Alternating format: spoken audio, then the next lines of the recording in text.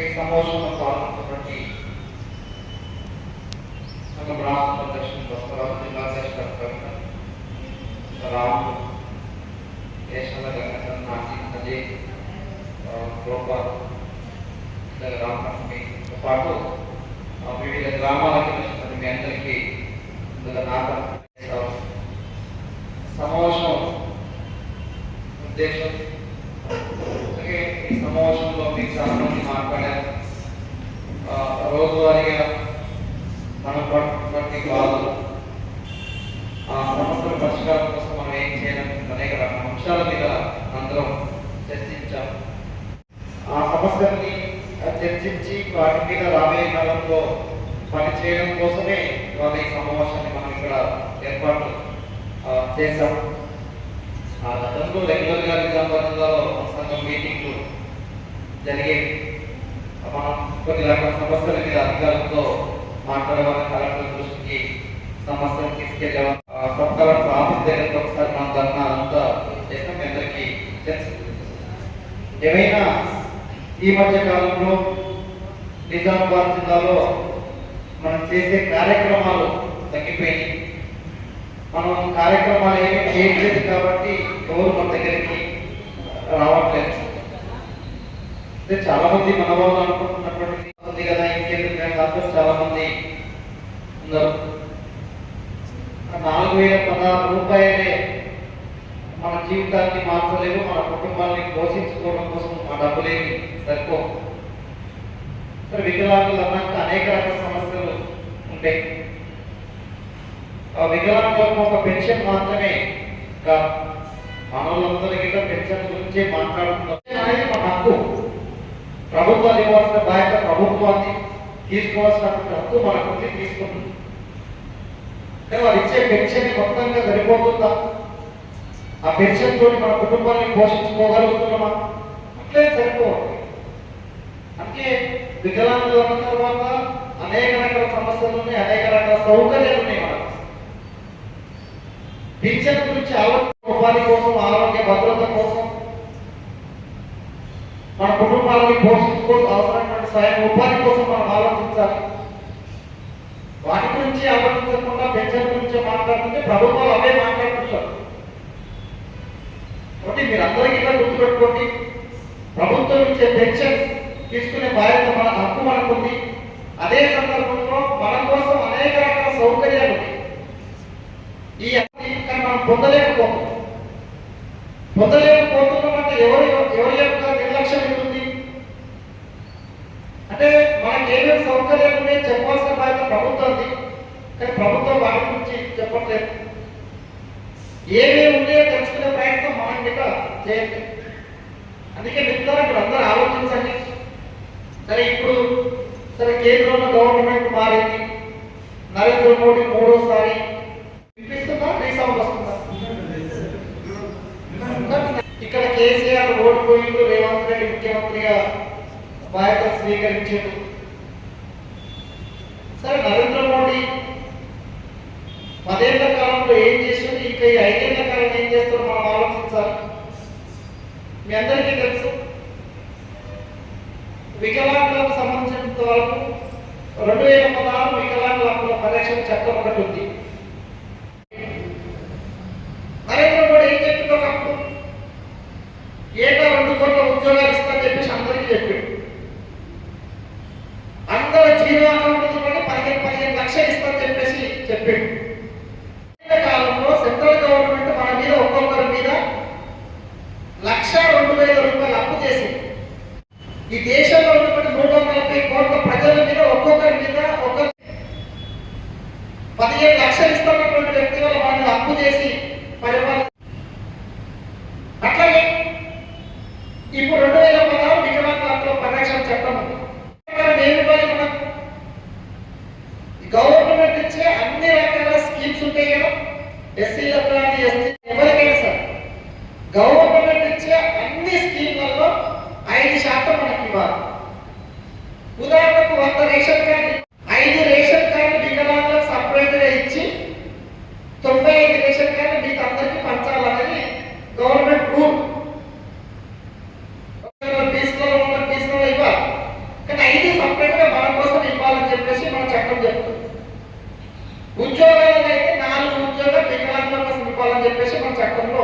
తెలంగాణ రాష్ట్రంలో 45 లక్షల మందికి పింఛన్లు వస్తున్నాయి.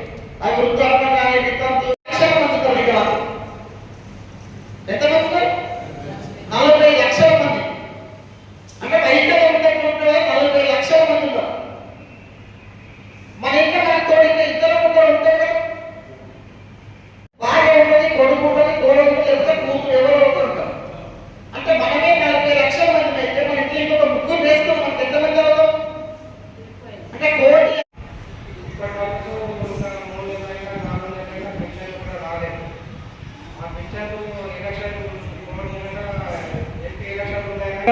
బీహార్ దక్షిణ చేస్తుంది. మనకి ఎన్ని రోజులు ఉంటున్నాయి? 360 రోజులు. बहुत मुश्किलों का सामना करना पड़ा, तभी हमारे यूनियन के जिम्मेदारों थे। और जैसा कि नई साइकिल होना, नई साइकिल होने का पेट्रोल साइकिल में टेक्नीशियन हूँ। एलएमको कंपनी का जो साइकिल आते हैं बाइक साइकिल, उसका मैं टेक्नीशियन हूँ। हर जगह से इस साल पहले केसीआर की गवर्नमेंट में दिए थे, लेकिन कांग्रेस की गवर्नमेंट में उसमें సంఘంకు ఆదరైనటువంటి రాష్ట్ర ప్రధాన కార్యదర్శి సార్ మరియు గౌరవ అధ్యక్షుడు గంగాధర్ గారు మరియు వెంకటు నజీరు మరియు గోపాలన్న, ఇక్కడ బోధన అధ్యక్షుడు మరియు నిజామాబాద్ జిల్లా అధ్యక్షురాలు కవిత, మరియు ఇక్కడ వచ్చినటువంటి ఈ కుటుంబ సభ్యుల లెక్క వికలాంగులు అంటే అందరు వికలాంగులు అన్నడు. కానీ మనం ఏం చేస్తున్నాము?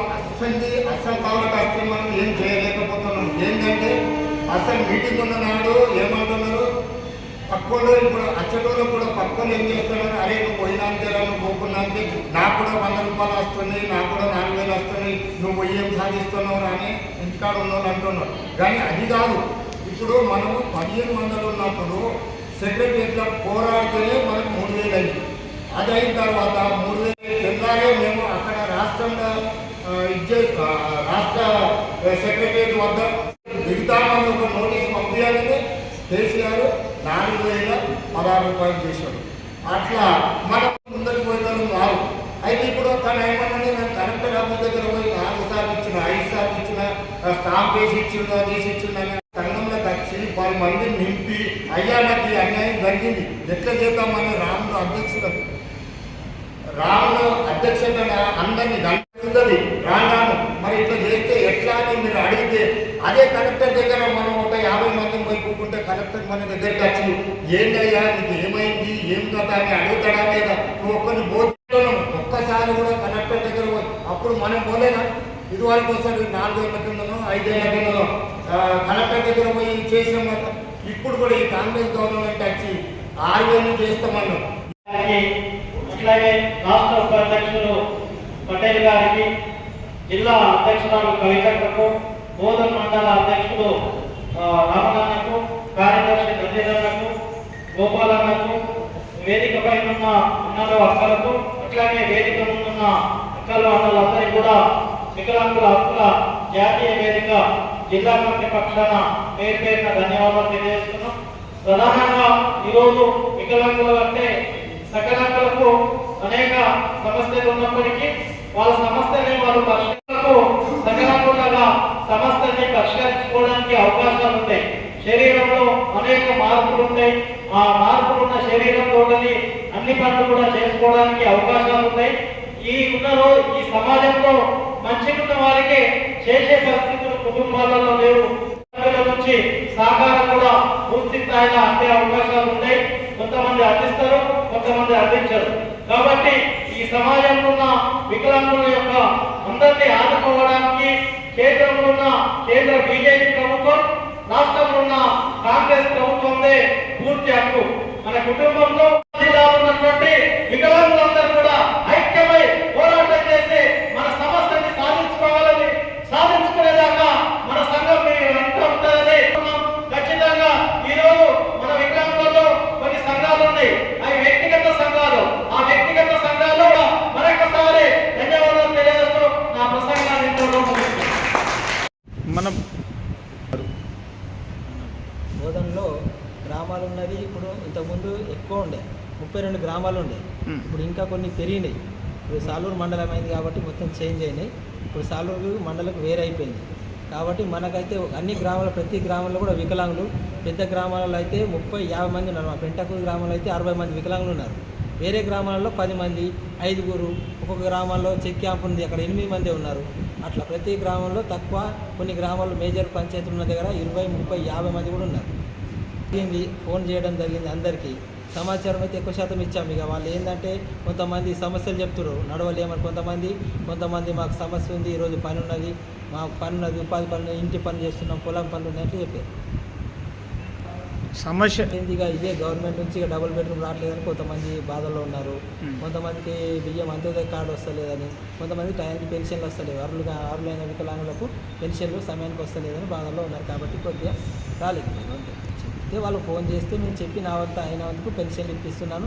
చాలా మందికి సదరం లేకపోతే సదరం కంప్లీట్ చేపిస్తున్నాం. పెన్షన్ కూడా వాళ్ళకు వచ్చేటట్టు రాపిచ్చి పెన్షన్ ఫామ్ కూడా నింపి అప్లికేషన్ కూడా చేసి చూసిన. అదే అయితే ఏమైందంటే మీరు ఇక మన సమస్య అది కొద్దిగా మీరు నాకు చెప్పలే. అయితే మీరు పోలీస్ స్టేషన్లో పోయి కంప్లైంట్ ఇచ్చారండి. పోలీసులతో మాట్లాడారు. వాళ్ళు కూడా నేను చూసిన వీడియో. వాళ్ళు ఏమన్నారంటే అమ్మ నీకు తెలియదా 108కి మనం చేయొద్దంట, 101 చేయొద్దంటున్నారు. ఎందుకంటే వాళ్ళు వేరే సమస్య చెప్తారంట. వాళ్ళు అన్నారు ఎందుకంటే మేము ఎమర్జెన్సీ అయితే సమస్య పరిష్కారం చేస్తామని పోలీసులు అంటారు.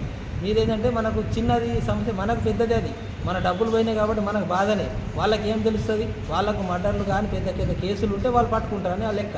నేను కూడా చూసిన సమాచారం అది లేదు.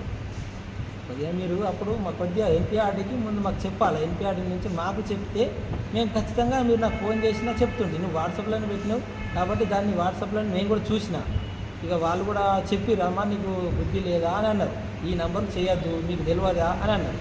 అది ఏమేమంటే నా సమస్య సార్, నా బాధ సార్ అని ఏమైంది. ఎవరి బాధ? మన వికలాంగుల బాధ వికలాంగులకు తెలుస్తుంది. వాళ్ళ సార్లకు అర్థం కాదు. సరే ఇప్పటి నుంచి